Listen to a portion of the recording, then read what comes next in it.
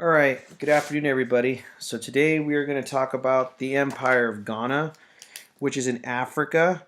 There is going to be two empires that we're going to focus on in the beginning. One will be Ghana, and one will be Mali. So this is Lesson 2, Chapter 5, Unit 3. I know it's a mouthful. Pages 157 and 161 in your book. Okay, so let's start off with geography. So the western part of Africa, which, as you guys will find out later on, will be also known as the slave trade area of Africa, there are three zones, vegetation zones. You have your desert, oh, I forgot a comma there, sorry, grassland, and your forest.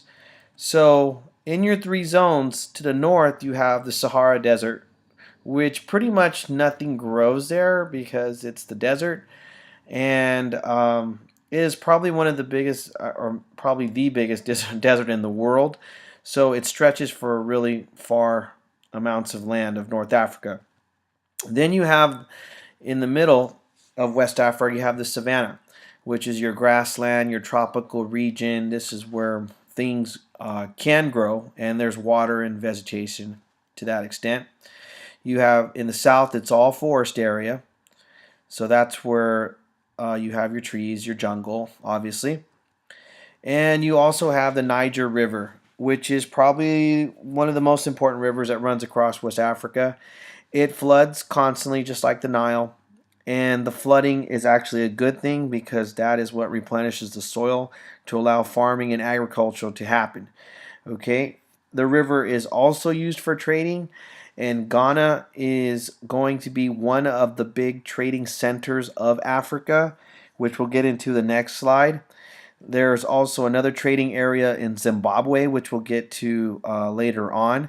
But this trading function, this trading in Ghana is going to be a big economic boost to the empire. South of Ghana, you have the gold deposits, which also can be used and found for trading. So in the south, you will have gold, as in the north, you will have salt. Again, we will talk more about that when we get to the next slide.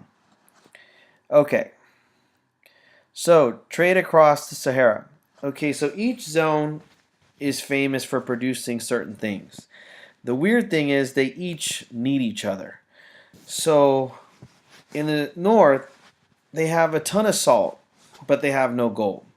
And they need gold. And now, hopefully, you know why gold is valuable. It's not because it's yellow and shiny, which is also a nice thing, but it's valuable because it is usable. As your science teacher probably would have told you, it can conduct energy, you can shape it, and yes, it's really bright and pretty. So that is what makes gold very valuable, and plus there's not much of it around, which also increases the value. And we'll talk more about that later. In the savannah, they would grow crops. Millet's kind of like a grain, and it was also good for cattle.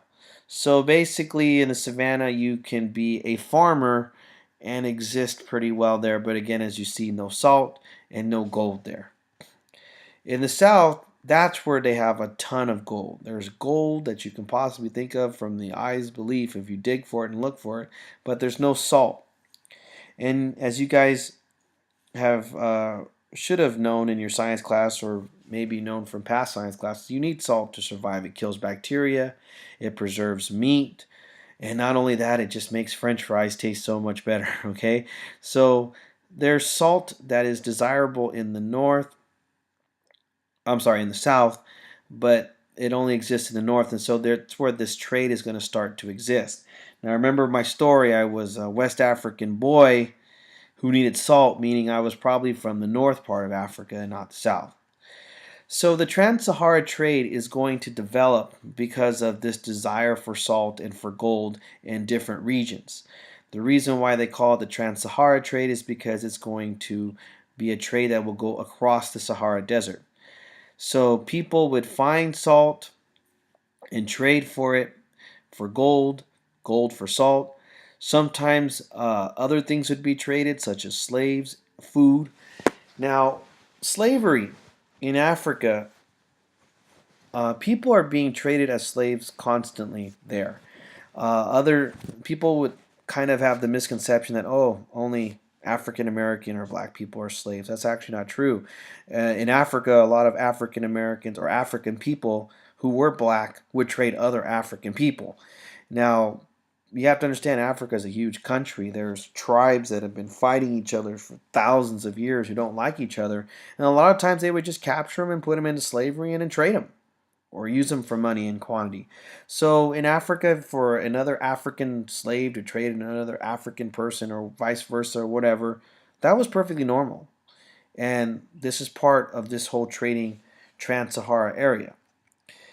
Now, camels are going to be used in 300 AD, which will help make trade easier.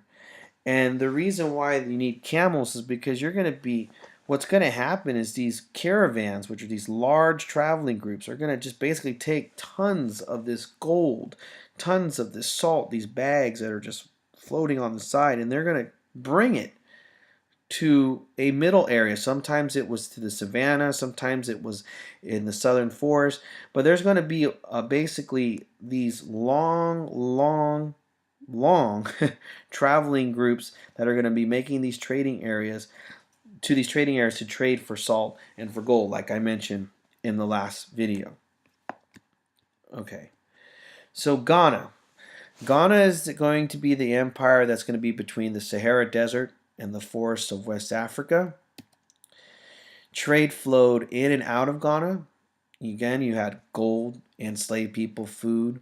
These are the most popular items that are being traded in Ghana. So Ghana is going to be the hub, the center city where basically a lot of these trading between slaves and salt and gold is going to take place. The people of Ghana would supervise the trade and the value of gold, and they would keep the amount of gold and value a secret so that this would increase. Africans are very good at this when it comes to gold, and they're going to get even better when it comes to diamonds. They are going to find and dig and discover amounts of gold and large amounts of gold and diamonds, but they're going to hide them so that their value can become more desirable. It's all supply and demand. The less supply you have, the more demand is going to be, and the higher your price can be. All right. The king of Ghana would also tax traders to gain even more wealth. They would use this wealth to expand their empire and conquer neighboring lands. So not only are they making money from the gold and the salt that they're trading, they're also taxing people to use their city or their area to trade. And the city of Kumbai Sali, which is in Ghana, will have, I believe, about 15,000 people living in it. And it's just going to create a stronger and larger empire. So Ghana is going to prosper. It's going to make tons of money. And it's going to create a resource known as salt and another resource known as gold that's going to be very desirable in West Africa.